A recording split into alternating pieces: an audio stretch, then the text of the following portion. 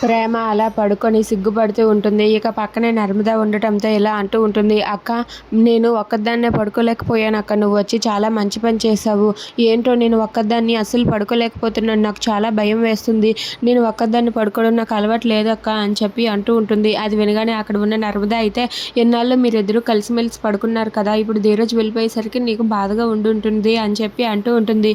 దాంతో అక్కడ ఉన్న ప్రేమ అయితే, "లేదక్క, ధీరజ్ ఉన్నప్పుడైనా మేము కలిసి పడుకునే వాళ్ళం కాదు" అని చెప్పి అంటూ ఉంటుంది. ఎంతకాలమని అలా కలిసి పడుకోకుండా విడిపోయి పడుకుంటారు. కొద్ది రోజులే కదా అని చెప్పి అంటూ ఉంటుంది. "లేదక్క, మేమెప్పుడూ కూడా అలా కలిసి పడుకోలేదక్క" అని చెప్పి అంటూ ఉంటుంది.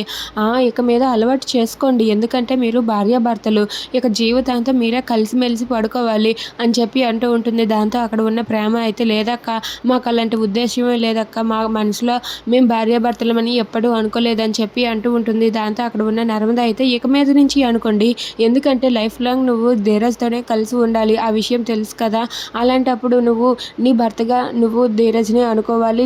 తనని నీ మనసులో ఉంచుకోవాలని" చెప్పి అంటూ ఉంటుంది. అది వినగానే ప్రేమ అయితే సిగ్గుపడుతూ తనైతే తన మొఖం మీద చెయ్యి వేసుకొని, "అమ్మో! అలాంటి పని మేమెప్పుడూ చేయలేదక్క. మేము చెయ్యం కూడానా" అని చెప్పి అంటూ ఉంటుంది. దాంతో నర్మద అయితే నవ్వుతూ ఉంటుంది. "పిచ్చి పిచ్చి ప్రేమ. అసలు నీకు ఏమీ తెలియదు ప్రేమ. నువ్వు ఒక్కసారి భర్త పక్కన పడుకొని తను నీ భర్త అని ఫీల్ అయితే చాలు. ఇక మీద ఎప్పటికి కూడా తనని వదులుకోవాలనిపించదు నీకు" అని చెప్పి నర్మద అంటూ ఉంటుంది. అది వినగానే అక్కడ ఉన్న ప్రేమ అయితే అలా ఆలోచిస్తూ ఉంటుంది. ఇక ప్రేమ సిగ్గుపడుతూ ఉంటే నర్మద నవ్వుతూ ఉంటుంది. Please subscribe our channel.